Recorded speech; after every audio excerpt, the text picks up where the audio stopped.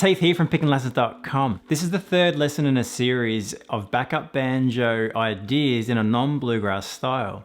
The first lesson was all about learning our chords. The second lesson we had a look at some Celtic tunes like the reel and the jig and so on, and how to back up in those tunes. This lesson is going to be a little different. We're going to be looking at some contemporary examples.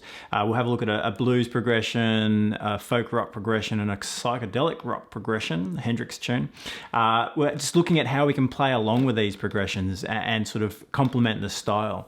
But one of the main things we're doing is we're going to learn about sort of box positions we can play around our chords. So for example, there's a G and there's some scale notes that we can use around it. And we're going to do that for all our different chord inversions that we learnt in the first part of this series. We'll also be looking at using runs and fills, and then the different inversions of the chords we have, and some syncopation in our playing too. So in the examples we're going to be looking at, we're going to be covering all that. But you heard at the beginning of this lesson, I just played a little snippet of this Hendrix progression. Already I'm using some runs and fills in my playing, so playing around the chords. There's an A minor,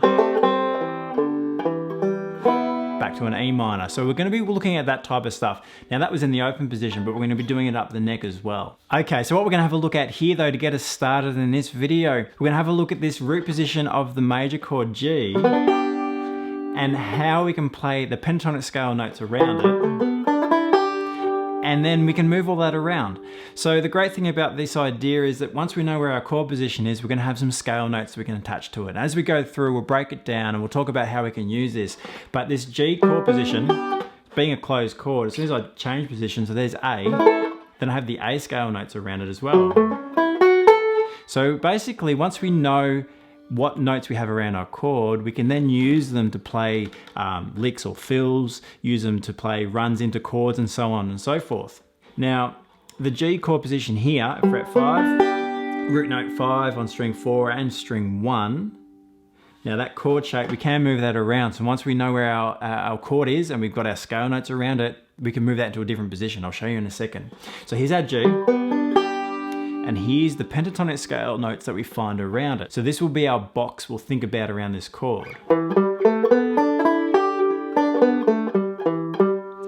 Now, around that chord there, you'll notice again, there's our G chord. I'm going to start back at fret 2. So our root note is G, but we're going to start back here just because we have that note in our box. So fret 2, fret 5 is on string 4.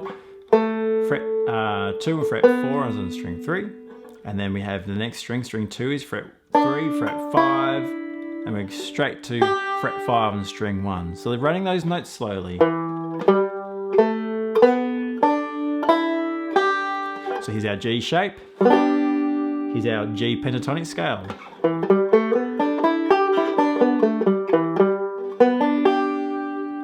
Now, once we attach that scale pattern to the chord, and if we shift the chord to a different key, so for example, we want to move into A or play the A chord, I can use the same box pattern around the A.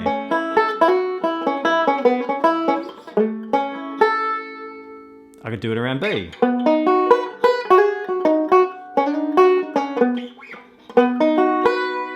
I could do it around a C and so on. It doesn't really matter what position I end up in because it's going to be the same tools that I'm using. So the pentatonic scale around the major chord shape.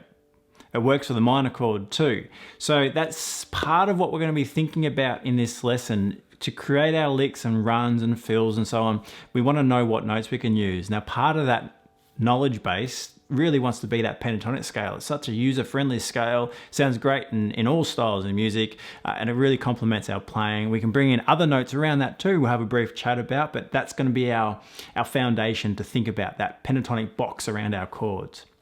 So if you head to PickinLessons.com, what you'll be able to do there is grab the chart that we're working from, but have all the lessons in the member section that we're talking about, where we're going to break down all the different inversions of the chords. We'll look at our 3 examples, the blues, the folk rock, and the psychedelic rock example. And you'll also be able to find the first couple of parts of this series as well, where we do look at the chords and we have a look at some Celtic backup. So PickinLessons.com, I'll see you there.